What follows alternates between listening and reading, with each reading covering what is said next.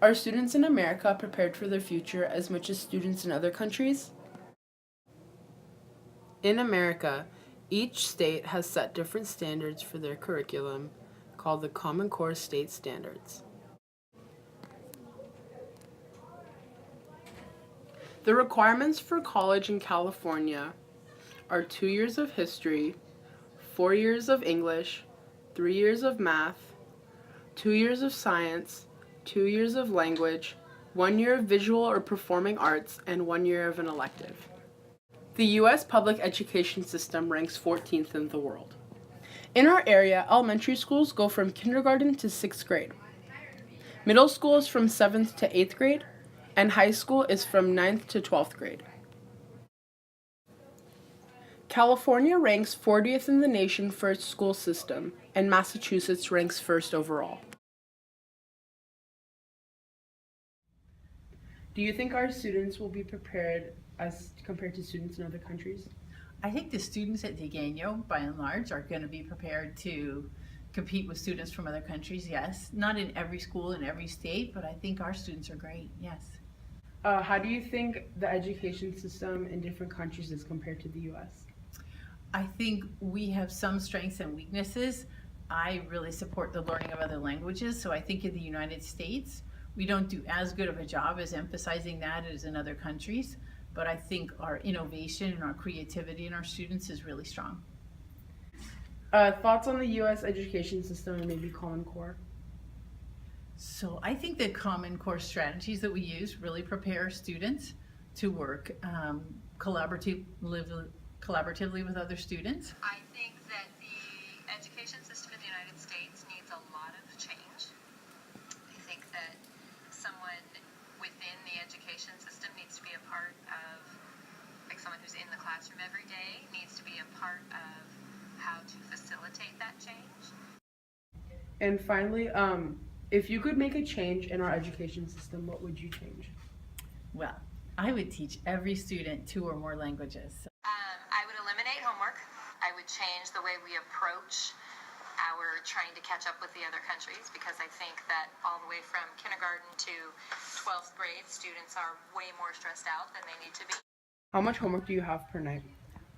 Like 2 hours, depending on the day. Usually Monday, since it's all my classes, I try to get all my homework done that they assign. Then, well, it's technically when they assign the homework, I do it that day. If you can, please describe the U.S. education system in one word. Interesting. Poorly funded? 2 words. Countries like South Korea have a fast-growing economy and is a highly competitive place to live in. Students there feel large amounts of pressure to do well in their studies and to get into good colleges. Jiweon Lee, a current 9th grader at Torrey Pines High School, has lived in South Korea for 4 to 5 years.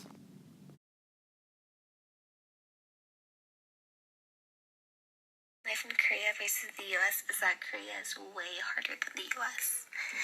My school life, like in Korea, was very difficult, however very fun, because of the learning process was way too difficult for me to interpret, and their pace was just way too fast. However, the students and the teachers were very nice.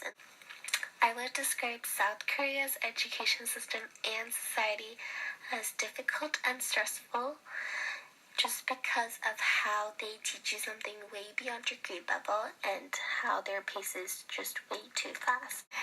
I would say the U.S. education system is behind to other countries just because of how Asia countries know a lot of methods and they just learn quicker. South Korea ranks number 3 in the world for science and mathematics. The Korean public education system is divided into 3 parts: 6 years in primary school, 3 years in middle school, and 3 years of high school.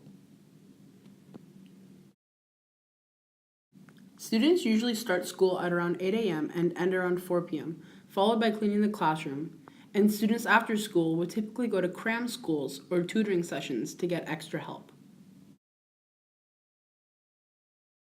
Other countries such as the Philippines rank 55th in the world for the best education. Students attend primary school from grades kindergarten to 6th. The major subjects taught are math, English language, Filipino language, science, and social sciences. Students are required to take the National Achievement Test before moving on to secondary school, although it isn't an entrance exam for the next grade up. In secondary school, grades go from 7th to 10th.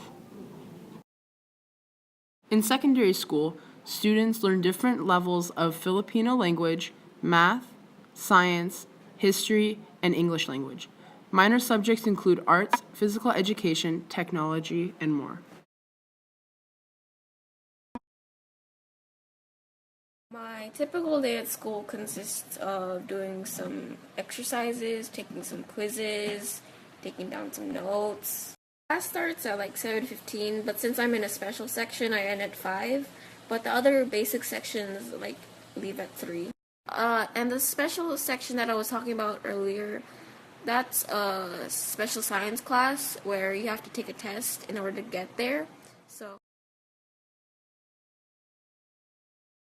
In Finland, the education is significantly different compared to the US. They rank 15th globally for their education. Finnish high school students spend less than 3 hours a week on homework, since schools mostly focus on letting their students have free time for them to get outside. Another surprising fact many people might not know is that students usually start school at the age of 7 and their college tuition is free. Some countries don't get the privilege to go to school and get as much education as other countries do. We spoke to Schahrzade Rezvani, a college educator. I've been teaching higher education for 22 years. Most of my educations are adult learners, and what that means is that they are over age of 18.